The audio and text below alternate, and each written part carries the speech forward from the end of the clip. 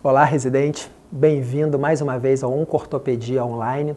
Nessa apresentação eu vou mostrar para vocês os aspectos mais importantes desses dois tumores produtores de osso, o osteoma osteoide e o osteoblastoma, que inclusive vem sendo cobrado nos últimos anos na prova oral. Mas antes disso, eu gostaria muito de te pedir para clicar no botãozinho aí embaixo de curtir esse vídeo e que vocês também compartilhem com seus colegas de residência que vocês achem que terão proveito desse conteúdo na preparação para o TEOD. Então, a primeira lesão que vamos abordar, o osteoma osteoide. O osteoma osteoide é até mais frequente na prática clínica que o osteoblastoma. Entretanto, na prova oral do TEOD, vem sendo cobrado o osteoblastoma e por isso a gente também vai falar detalhadamente sobre essa neoplasia. O osteoma osteoide é uma lesão osteoblástica produtora de osso benigna, caracterizada, formada por um nidus lítico, uma lesão arredondada, lítica, com esclerose ao redor. Esse nidus é pequeno, bem delimitado e essa esclerose consiste em osso reativo a essa lesão ao redor. Essa lesão não tem potencial de crescimento, seu potencial de crescimento é limitado, entretanto é extremamente dolorosa, é isso que faz o paciente procurar atendimento e a necessidade de tratamento cirúrgico se deve a isso. A dor chega a ser desproporcional ao tamanho da lesão. Na radiografia, como eu disse, o osteoma osteoide se apresenta como uma lesão lítica arredondada, chamada nidus, estamos vendo aqui no colo femoral. Por vezes, a esclerose reacional impede a visualização desse nidus e o diagnóstico não fica tão fácil pela radiografia, mas a gente consegue ver, complementando a investigação na tomografia computadorizada, por exemplo. Esse é um exemplo onde o nidus não está tão evidente, como eu mencionei, né? Existe de forma mais evidente o espessamento da cortical medial do fêmur. E a tomografia o torna bem evidente. Então, esse é exemplo de um caso que aqui não era tão bem visualizado, o nidus, mas o paciente tinha queixa, tinha uma esclerose, uma cortical reativa ao redor e muito sintoma. Por isso, a investigação continuou e foi facilmente identificado o nidus nesta topografia. Então, comparando o nidus na tomografia com a cortical espessada na radiografia.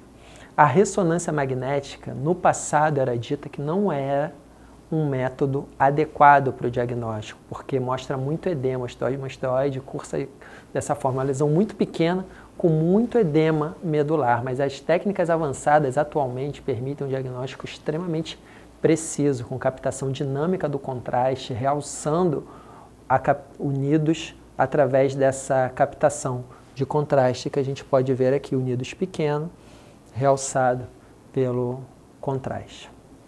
Em relação à epidemiologia, não é tão infrequente, corresponde a cerca de 12% dos tumores benignos. A idade mais frequentemente acometida vai dos 10 aos 35 anos, com uma média de 19 anos, e os homens são mais frequentemente acometidos do que as mulheres, numa proporção cerca de 2,5 a 3 para 1. Os ossos mais frequentemente acometidos são o fêmur e a tíbia, em cerca de até 50% dos casos, e a localização diafisária é mais frequente, e a extremidade seguida pela extremidade proximal do fêmur. As manifestações clínicas do osteoma osteoide são muito características. Isso ajuda bastante o diagnóstico e, por vezes, é cobrado na prova. A lesão, como eu já disse, é extremamente dolorosa, mas essa dor tem uma característica, além de ser muito intensa, ela piora à noite em repouso, quando o paciente deita, por vezes até acorda o paciente. Então, essa é uma característica da dor do osteoma osteoide. A dor é desproporcional ao pequeno tamanho da lesão e, de forma mais significativa, ela melhora muito com o uso de aspirina. Na verdade, com o uso de anti-inflamatório. É dito aspirina porque foi o primeiro anti-inflamatório a ser utilizado, descrito é o que tinha na época, e ficou como aspirina, mas na verdade qualquer anti-inflamatório melhora a dor em cerca de 20 a 25 minutos. E isso é muito característico. Poucas vezes, como oncologista ortopédico, né, eu tive a oportunidade de ser o primeiro médico a atender um paciente portador de tumor ósseo, né? Geralmente esse paciente vem referenciado já para a gente, com a imagem já sendo visível, você já sabe que existe o tumor. Mas essa sintomatologia é tão característica que até num residente, no intraoperatório, eu já fiz esse diagnóstico. A gente estava operando aqui na universidade, isso é verdade, né, essa história. é verdade, do residente que a gente estava operando e no meio da cirurgia ele saiu com dor, pediu para sair da cirurgia. Marcelo, estou com muita dor aqui, deixa eu sair, não estou aguentando. Saiu da cirurgia mancando, 15 minutos ele volta para a cirurgia como se nada tivesse acontecido. O que houve, rapaz? Não, estou com uma dor há 6 meses aqui, às vezes piora, muito intensa. À noite, cara, não consigo nem dormir, tomo um anti-inflamatório, melhora assim rapidinho, por isso que eu voltei. Cara, você é residente de ortopedia, você não está aprendendo aqui o que a gente fala? Não, já fiz até exame, mas mostrou só edema, ressonância no fêmur. Não, com certeza tem unidos aí, vamos fazer agora. E estava lá unidos do osteomosteoide. Inclusive o que eu falei da ressonância, né, que mostra muito edema, aconteceu com ele. Mas as técnicas mais avançadas mostram a lesão. Então a manifestação é para chamar atenção, eu ressalto essa história sempre quando eu falo da osteomosteoide, que a manifestação clínica é muito característica. E o tratamento do osteomosteoide está indicado na maioria dos casos. Mas eu falei para vocês que é uma lesão autolimitada, eu já vi isso em questão múltipla escolha. O osteomosteoide é autolimitado, a dor melhora em cerca de 2 a 4 anos. O problema é que não dá para tratar o paciente com anti-inflamatório por esse tempo todo. A lesão é muito sintomática, incomoda muito, então por isso que a gente indica a cirurgia. Se a lesão não doer, se você encontrar um paciente que tem um osteomosteoide indolor, que convive, não requer tratamento, não precisa. A questão é que isso é extremamente raro. De todos os osteomosteoides que eu já diagnostiquei, só um não precisou ser tratado porque não tinha sintoma. Então, o tratamento é devido aos sintomas, a lesão não é ativa, ela é latente, mas incomoda muito. Opções de tratamento. A mais antiga, mais descrita, talvez o que o examinador na prova queira ouvir. Cirurgia, ressecção do nidus, só o nidus, resseca ou coreta o nidus, não precisa tirar o tecido reacional. Só o nidus é suficiente para tratar a lesão e aliviar a dor do paciente sem destruir o osso reacional ao redor. Esse é o tratamento convencional mais antigo.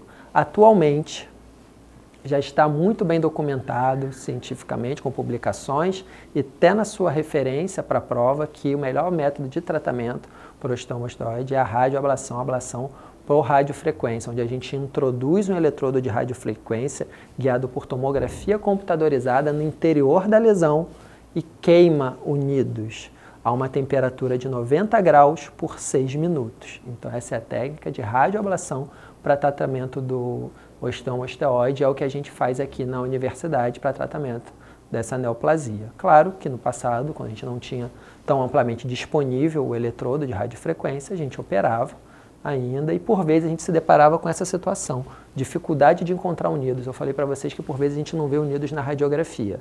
O nidus é pequeno, a efetividade da cirurgia consiste em você abordar o nidus, retirá-lo para aliviar a dor do paciente. Se você não consegue ver na radiografia, vai ser difícil você identificá-lo no intraoperatório.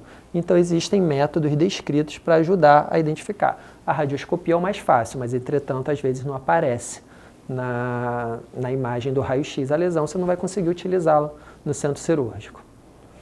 Usar a cintilografia, detecção do radiotraçador do Tecnes 99 no intraoperatório ajuda um pouco, tetraciclina marcada e a introdução de um fio guia no interior do nidus. Eu levo o paciente para a tomografia computadorizada antes de levá-lo para o centro cirúrgico, identifico a lesão, introduzo um fio no interior da lesão e no intraoperatório fica fácil de achar o nidus, conforme a gente pode ver aqui. O paciente está de barriga para baixo, nesse exemplo, o nidus está na cortical posterior do fêmur, com uma agulha de biópsia, a gente chega até o nidus e introduz um fio no seu interior. Na cirurgia ficou fácil, a gente sabe que a gente tem que retirar ao redor do fio, aqui mostrando o fio marcando, mais um detalhe do fio,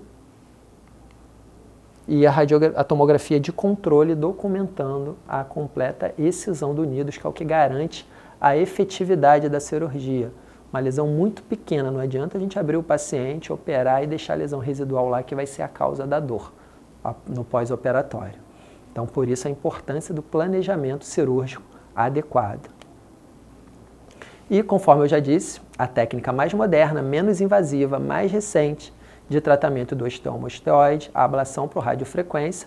Um exemplo, a gente realiza esse método aqui na universidade, aqui no setor de tomografia da própria universidade, em conjunto com a radiologia intervencionista. A gente identifica a lesão na tomografia, introduz o eletrodo no interior da lesão, que atinge uma temperatura de 90 graus durante 6 minutos. A gente utiliza esse protocolo para que seja efetiva a ablação e melhore a dor do paciente. Então, essa é uma lesão que não precisa ser removida. Ela deve ser tratada porque as terminações nervosas na neoplasia causam muita dor e a ablação é suficiente para resolver a dor e a neoplasia. Então, o tratamento do osteomosteroide com ablação por radiofrequência, se você for questionado na prova oral. A outra lesão que a gente coloca junto com o osteomosteroide, que é muito menos frequente na prática clínica, mas que vem caído na prova oral do TEOT, é o osteoblastoma, que histologicamente é idêntico ao osteomosteroide. É um tumor produtor de osso, que a histologia é idêntica, por isso a gente coloca junto. Então imagine que é um osteomosteroide grande. Esse é o osteoblastoma, uma lesão descrita em 1956, muito rara, corresponde a menos de 1% dos tumores ósseos, mais frequente na segunda década de vida e também mais frequente no sexo masculino. A faixa etária mais frequentemente acometida pelo osteoblastoma é um pouco mais avançada do que acometida pelo osteomosteroide. A gente está vendo aqui o pico de incidência ali já beirando os 20 anos. A localização mais frequente é muito mais frequente que o osteoblastoma se localize na vértebra, nos elementos posteriores vertebrais. É muito mais frequente. Essa frequência é tão grande que se eu tivesse que apostar, que vai cair no TEOT, numa prova oral, seria a localização vertebral do osteoblastoma.